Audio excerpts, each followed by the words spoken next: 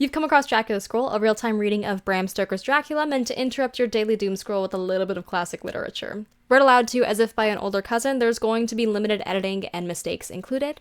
Please see my pinned post for content warnings and disclaimers. 25th of June, Jonathan Harker's journal. Captain Shorthand. Morning. No man knows till he has suffered from the night how sweet and how dear to his heart and eye the morning can be. When the sun grew so high this morning that it struck the top of the great gateway opposite my window, the high spot which it touched seemed to me as if the dove from the ark had lighted there.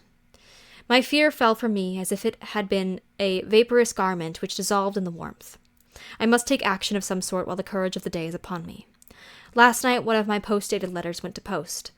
The first of the fatal series which is to blot out the very traces of my existence from the earth. Let me not think of it. Action. It has always been at night time that I have been molested or threatened, or in some way in danger or in fear. I have not yet seen the Count in the daylight.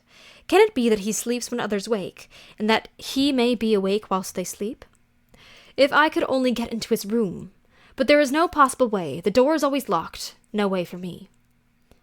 Yes, there is a way, if one dares to take it. Where his body has gone, why may not another body go?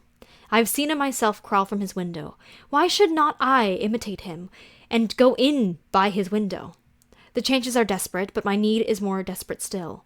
I shall risk it. At the worst, it can only be my death. And a man's death is not a calf's, and the dread hereafter may still be open to me. God help me in my task.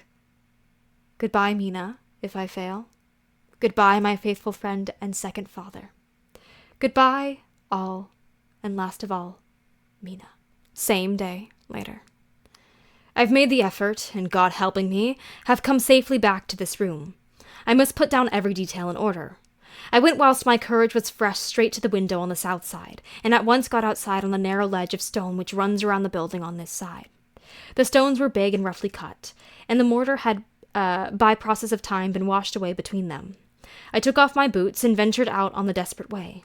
I looked down once, so as to make sure that sudden glimpse of the awful depth would not overcome me, but after that kept my eyes away from it. I knew pretty well the direction and distance of the Count's window, and made for it as well as I could, having regard to the opportunities available. I did not feel dizzy. I suppose I was too excited, and the time seemed ridiculously short till I found myself standing on the window-sill and trying to raise up the sash. I was filled with agitation, however, when I bent down and slid feet foremost in through the window.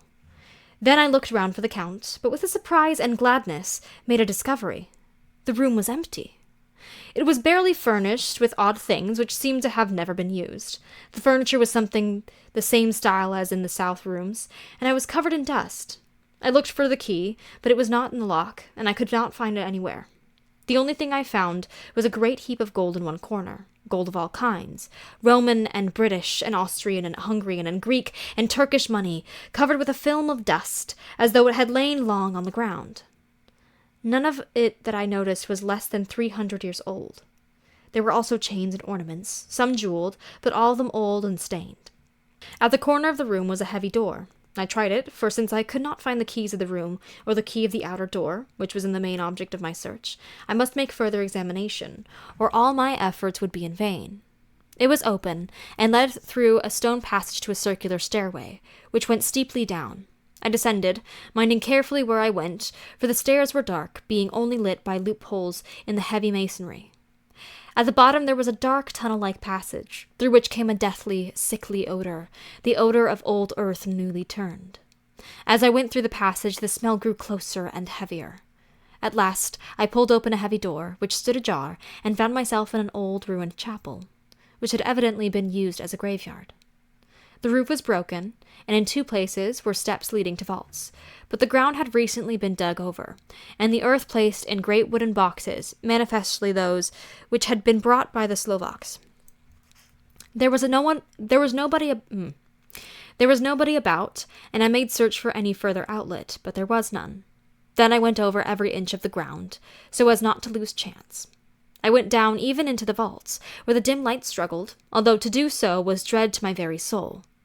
In 2 of these I went, but saw nothing except fragments of old coffins and piles of dust. In the 3rd, however, I made a discovery. There in one of the great boxes, of which there were 50 in all, on a pile of newly dug earth, lay the Count. He was either dead or asleep. I could not say which, for the eyes were open and stony, but without the glassiness of death, and the cheeks had the warmth of life through all their pallor, and the lips were as red as ever. But there was no sign of movement, no pulse, no breath, no beating of heart. How do you know that, Jonathan? Where were you touching the Count? I bent over him, and tried to find any sign of life, but in vain. He could not have lain there for long, for the earthly smell would have passed in a few hours. By the side of the box was its cover, pierced with holes here and there. I thought he might have the keys on him, but when I went to search, I saw the dead eyes, and in them, dead though they were, such a look of hate, though unconscious of me or my presence, that I fled from the place, and leaving the Count's room by the window, crawled again up the castle wall.